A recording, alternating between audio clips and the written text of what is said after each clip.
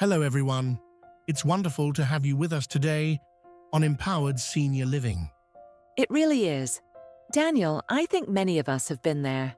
You get your full 8 hours of sleep, or what feels like it, and yet you wake up the next morning still feeling tired, maybe a bit sluggish, just out of gas. Does that sound familiar to anyone watching? I'm sure many are nodding along, Serena.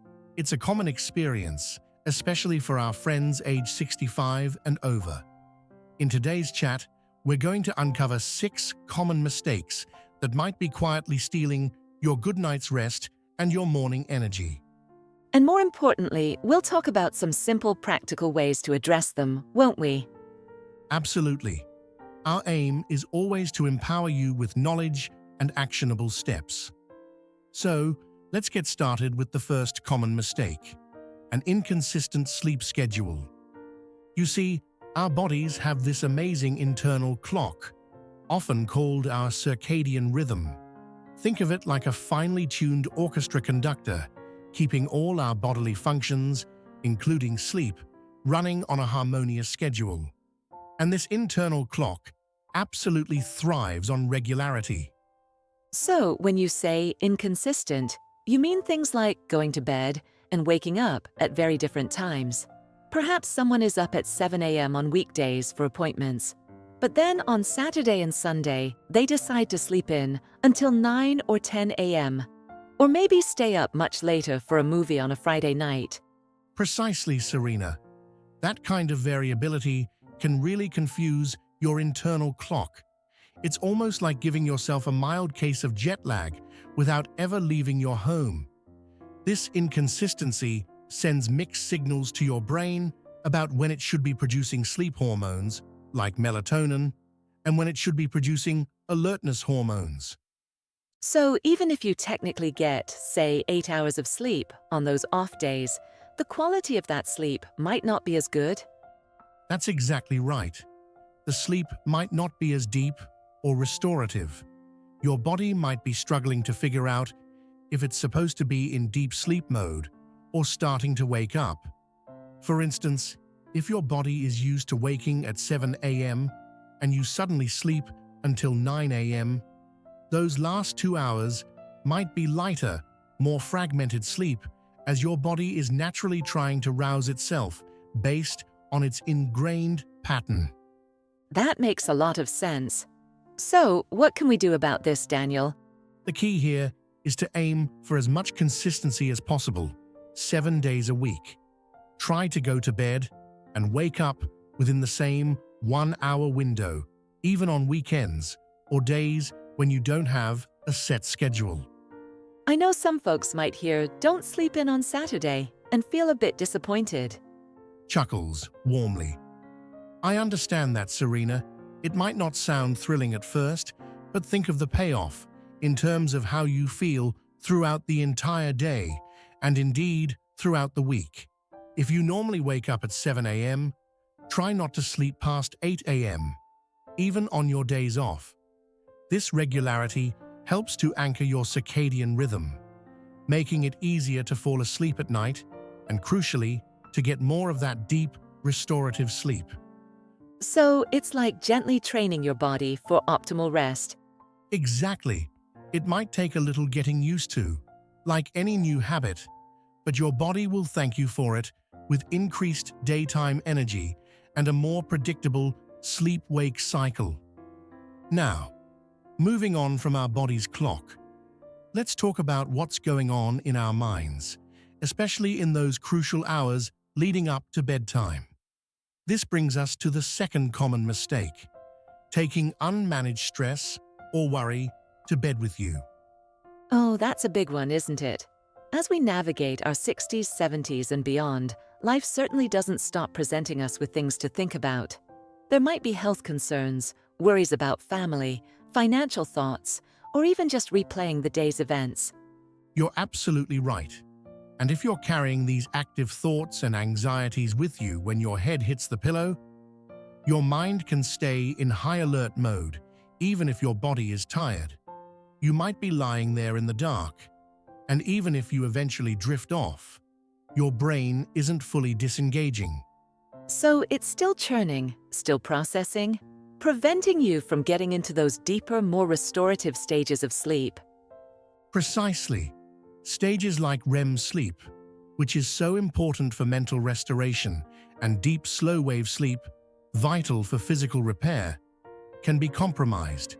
So, while you might technically be asleep for 7 or 8 hours, the quality is significantly affected. It's like having a computer that's in sleep mode, but still has a dozen programs running in the background, draining its battery.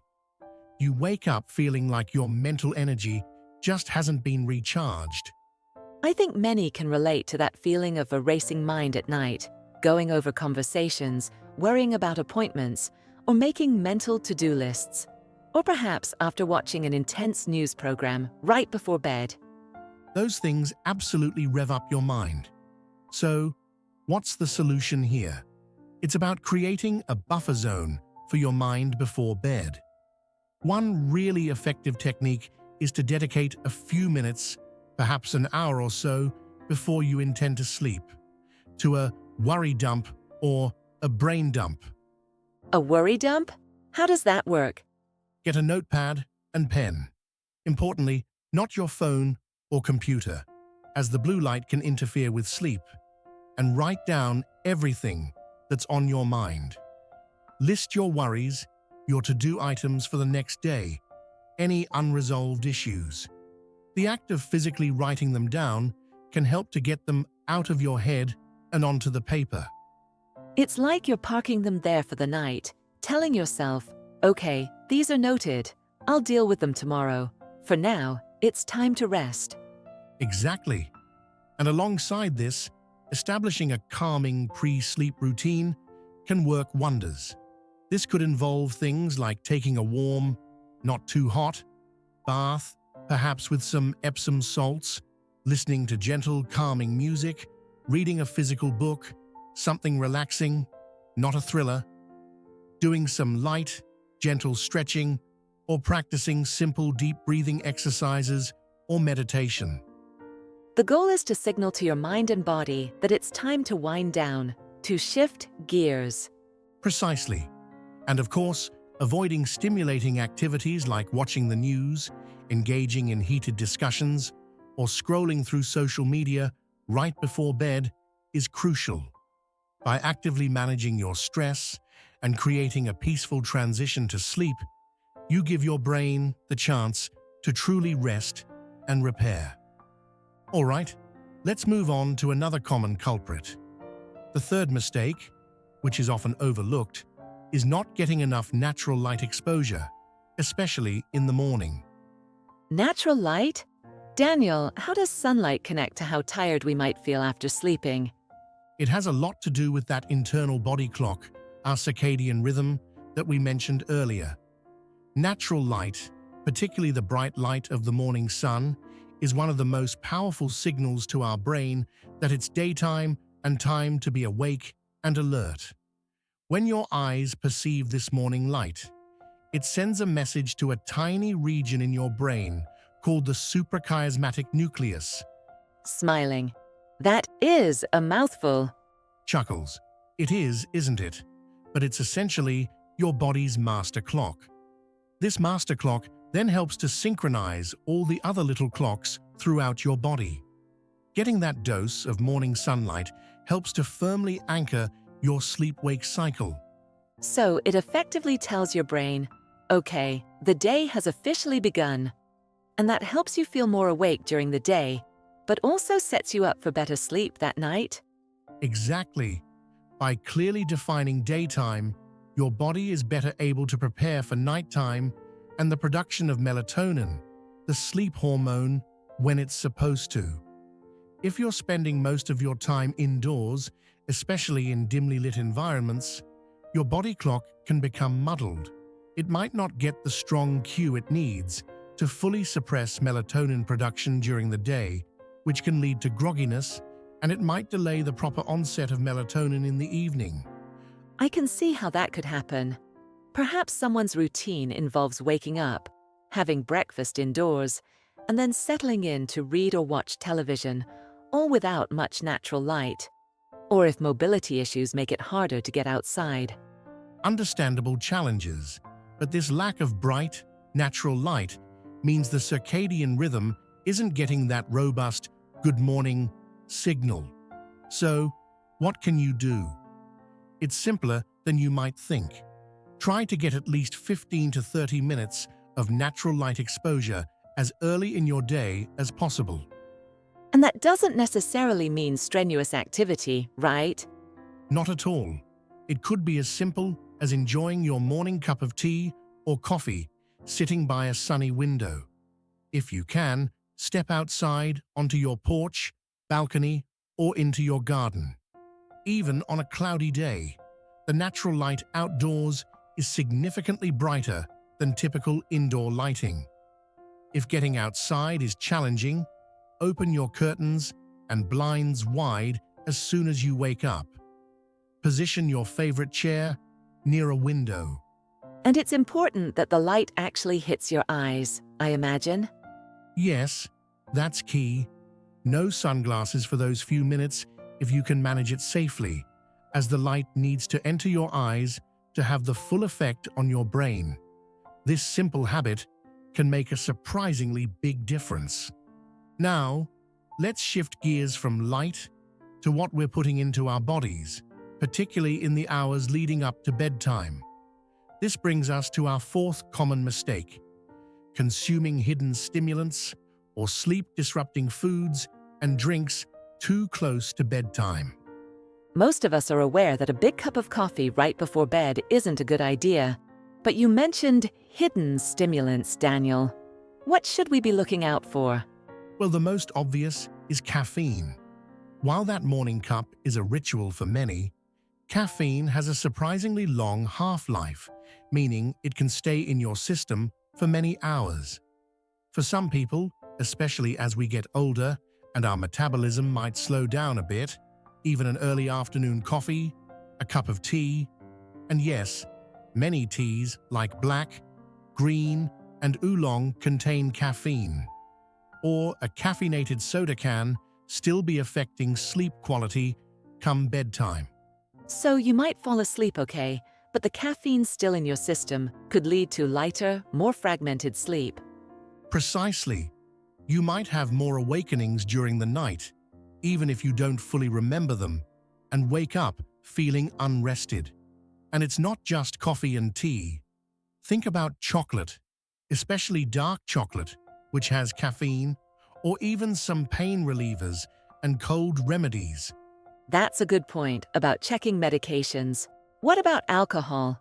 Many people think a nightcap helps them relax. That's a common belief, Serena. And while alcohol might initially make you feel drowsy, it actually disrupts the later stages of your sleep cycle, particularly REM sleep. It can also lead to more frequent awakenings in the second half of the night as your body processes it. So you might nod off easily, but the overall quality suffers. And I imagine heavy or spicy meals close to bedtime could also be an issue. Absolutely. They can cause indigestion, heartburn, or general discomfort. Your digestive system is working overtime when it should be resting. Even drinking too much of any liquid right before bed, while hydration is important, can lead to multiple trips to the bathroom.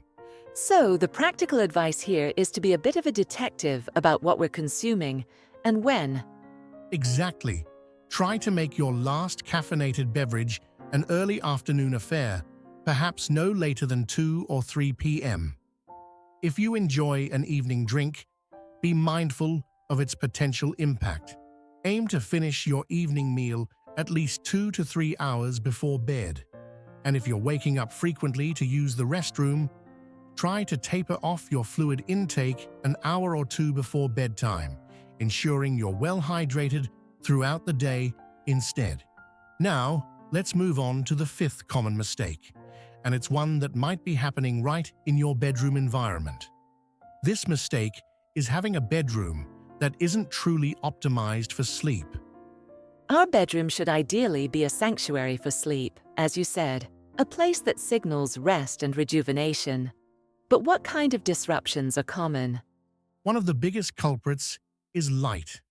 We talked about bright light in the morning being good, but at night, even small amounts of light can disrupt sleep. This could be light seeping in from street lights, the glow from a digital alarm clock, a standby light on a television, or even a phone charging. And that light, especially blue light from electronics, can suppress melatonin production. Yes, making it harder to fall asleep and stay asleep, or preventing you from reaching the deepest, most restorative stages. Then there's noise. This could be obvious noises like traffic or a snoring partner, but also more subtle sounds, the hum of an appliance, a dripping faucet. Our brains process these even when we're asleep, causing micro-awakenings. So even if you don't remember waking up, those little interruptions add up and reduce sleep quality. They do. And let's not forget temperature. Many people keep their bedrooms too warm. Our body temperature naturally needs to drop slightly to initiate and maintain sleep. If it's too hot, it can lead to restlessness. Conversely, too cold can also be disruptive. And the comfort of the bed itself must be paramount. An old, lumpy mattress or unsupportive pillows can't be good. Absolutely. That can lead to discomfort, aches, and pains. So how do we transform our bedrooms into true sleep havens? First, make your bedroom as dark as possible. Invest in good blackout curtains or blinds. Cover or remove electronic devices that emit light. If you need a nightlight for safety, choose one with a dim, warm-colored bulb. What about noise, if it's something you can't easily eliminate, like street noise or a snoring partner? Consider earplugs or a white noise machine. A white noise machine creates a consistent, soothing sound backdrop that can mask jarring noises. For temperature, experts generally recommend a cool room, typically between 60 to 67 degrees Fahrenheit, or about 15 to 19 degrees Celsius. Experiment to find what's comfortable, but err on the cooler side. And finally, assessing the mattress and pillows. Yes, if they're not comfortable and supportive, it might be time for an upgrade. It's an investment in your health. By paying attention to these environmental factors, light, noise, temperature, and comfort, you create an environment that supports deep, restorative sleep. Now there's one more very common habit, Serena, especially as we get older and perhaps find sleep a little more elusive. This sixth mistake is spending too much time in bed not sleeping, or using your bed for activities other than sleep and intimacy. That might sound a bit counterintuitive. If you're tired, surely spending more time in bed is a good thing, right? Not necessarily, if a lot of that time is spent tossing and turning, feeling frustrated, or doing things that train your brain to associate the bed with wakefulness. Think about going to bed at 10 p.m. but not falling asleep until 11:30 p.m., or waking at 3 a.m. and lying there for hours, or perhaps getting into the habit of watching television in bed, scrolling on a tablet, or even working. So, when you do those things, you start to create a mental association between your bed and being awake, or even feeling frustrated about not sleeping. Exactly. Your bed should be a strong cue for sleep. When you get into bed, your brain should think, this is the place for sleep. But if it's also the place for exciting TV shows or worrying, that cue gets muddled. That 8 hours you're allocating for sleep might include a significant chunk of restless, wakeful time, which isn't restorative. So, what's the approach here, Daniel? The golden rule is often cited. Your bed is for sleep and intimacy, and that's it. If you get into bed and can't fall asleep after about 20 minutes or so, and try not to clock watch, just go by a general sense. Get out of bed. Get out of bed? Even in the middle of the night? Yes. Go to another room, keep the lights dim, and do something quiet and relaxing. Read a calming physical book, listen to soft music, do gentle relaxation exercises, until you start to feel genuinely sleepy again. Then, and only then, go back to bed. This helps to break that cycle of associating your bed with frustration. It sounds like it might take some discipline at first, but it's about re-educating your brain. Precisely. And similarly, try to avoid using your bed as an all-purpose lounge area. If you want to watch TV, read, or use your laptop, do it in another room. Keep the bedroom, and specifically your bed, as a space strongly linked with sleep. This improves your sleep efficiency, the percentage of time you spend in bed actually asleep. So, it's about the quality of sleep over the sheer quantity of hours spent in the bedroom. Exactly. When your sleep is more efficient and consolidated, you're much more likely to wake up feeling truly refreshed.